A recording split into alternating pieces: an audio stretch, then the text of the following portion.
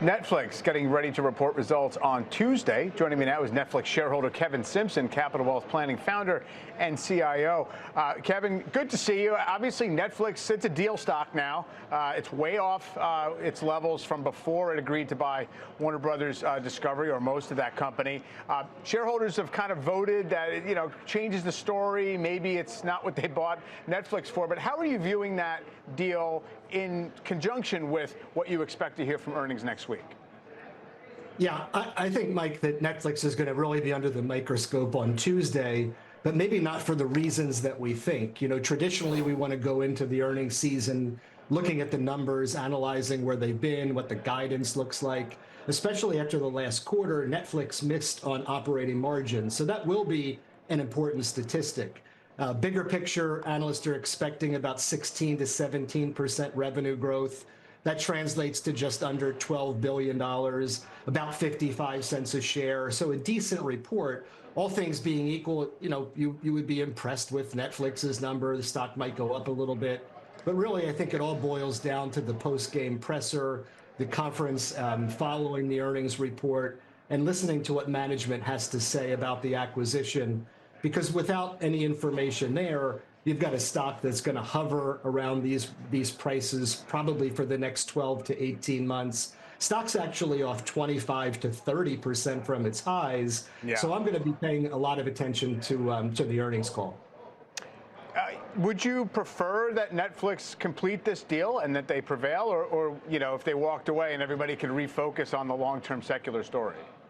I'm kind of torn there, Mike. I mean, I wear my heart on my sleeve. I love this stock for the long term. I think the acquisition's incredibly accretive. As a consumer of the product, you think about Harry Potter, Game of Thrones, The Sopranos, DC, kind of what all these things could look like in a Netflix ecosystem.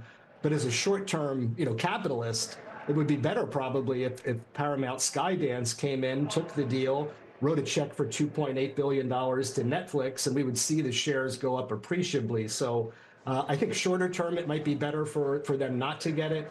Longer term, I definitely think it's a phenomenal acquisition and really their first one and one of massive consequence. Sure. Yeah. I mean, obviously, they're not making any more 100-year-old movie studios after Warner's that you might be able to get down the road.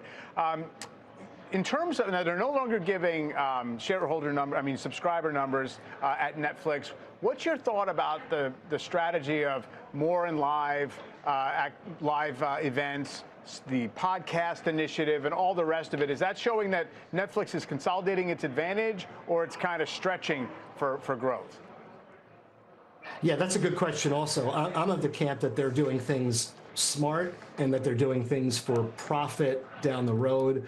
The idea that they're bringing live sports into the Netflix universe is something that they said they would never do. They also said that they would never have advertising, and we know how well that ad tier is playing out and will continue.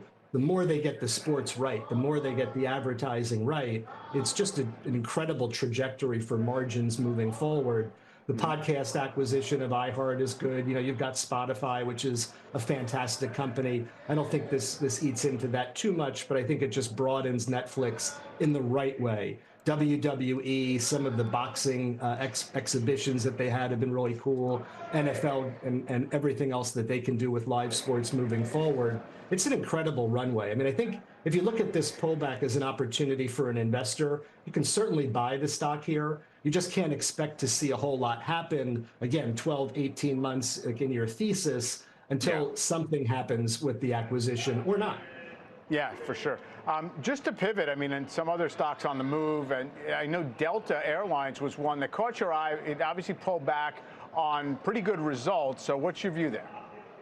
Yeah, we bought this in the growth strategy. I mean, I honestly can't remember the last time we've owned an airline. They had an earnings report that we thought was really solid. And like a lot of companies this earnings season, and I know it's still a small sample size, but they give somewhat tepid guidance and the stocks sell off after the earnings.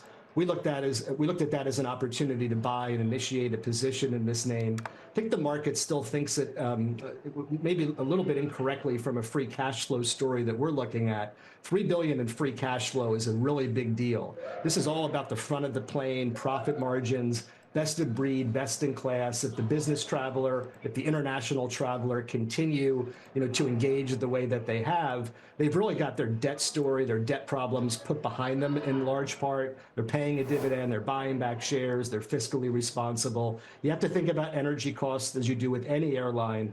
But I think if we're going to own one, this gave us an opportunity to sneak in a little bit cheaper than maybe we should have gotten the stock.